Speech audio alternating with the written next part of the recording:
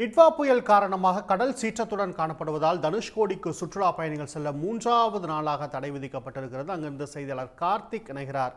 கார்த்திக், விவரங்கள். வங்கக்கடல்ல நிலை வரும் இந்த டிட்வா புயலின் காரணமாக தமிழக கடலோர பகுதியில் கனமழை கொட்டி தீர்த்து வருகிறது.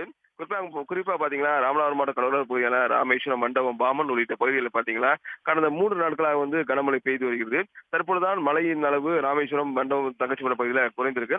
தற்பொழுது காற்றின் வேகம் குறைந்த நிலையில பாத்தீங்கன்னா ராமேஸ்வரத்துக்கு ஏராளமான சுற்றுலா பயணிகள் வருவாங்க. இங்க வரக்கூடிய பக்தர்கள் தனுஷ்கோடி சென்று தனுஷ்கோடி அலையை பார்த்து விட்டு அங்க உள்ள கோதண்டராமர் கோயில சாமி தரிசனம் செய்து விட்டு அதே போல செல்ஃபி எடுத்து செல்வது வழக்கம். நிலையில் பாத்தீங்கன்னா அந்த புயல் மற்றும் மழை காலம் காரணமா தனுஷ்கோடிக்கு சுற்றுலா பயணிகள் செல்ல தடை வச்சிருந்தாங்க. இன்று 3வது நாளா ஏராளமான சுற்றுலா பயணிகள் தனுஷ்கோடிக்கு செல்லும் போது புதுரோடு பகுதியில் அமைக்கப்பட்டுள்ள அந்த பேருக்கள் நிறுத்தப்பட்டு இன்று 3வது நாளா தடை பண்ணியிருக்காங்க.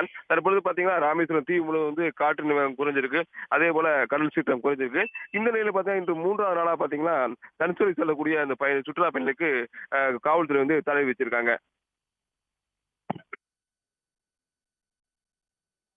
வழக்கமா இப்ப இந்த புயல் நேரத்தில் 60லிருந்து 80 கிலோமீட்டர், அவ்வப்போது 90 கிலோமீட்டர் வேகத்தில் தரைக்காற்று இருக்கும் அப்படின்னு நேற்றைய தினம் சொல்லப்பட்டுச்சு.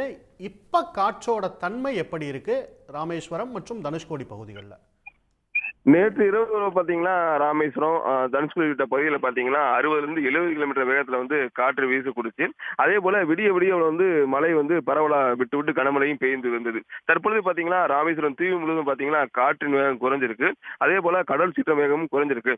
மாலைக்கு மேல இந்த காற்று வேகம் கூடக்கூடும் என தெரிவிச்சிருக்காங்க. தற்போது நிலவரப்படி பாத்தீங்கன்னா ராமேஸ்வரம் முழு காற்று வேகம் குறைஞ்சிருக்கு.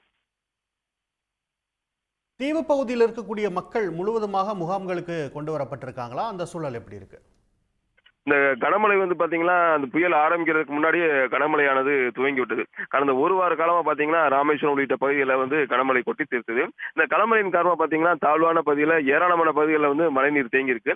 அந்த தாழ்வான பகுதியில் இருக்கக்கூடிய மக்கள் முகாம்ல தங்க வைக்கப்பட்டிருக்காங்க. குறிப்பா பாத்தீங்கன்னா பாமன் முகாம்ல ஒரு 35 குடும்பமும், அதே போல தங்கச்சிமடம் முகாம்ல ஒரு 35 குடும்பமும், ராமேஸ்வரம் முகாம்ல ஒரு 20க்கும் மேற்பட்ட குடும்பங்கள் தங்க வைக்கப்பட்டிருக்காங்க.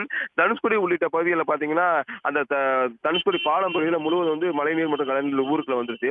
அதன் காரணமா அந்த பகுதியில் உள்ள மக்கள் முகாம்ல தங்க வைக்கப்பட்டிருக்காங்க. அதே போல பாமன், சின்ன பாலம், தோப்புக்காடு உள்ளிட்ட பகுதியில் மக்கள் முகாம்ல தங்க வைக்கப்பட்டிருக்காங்க.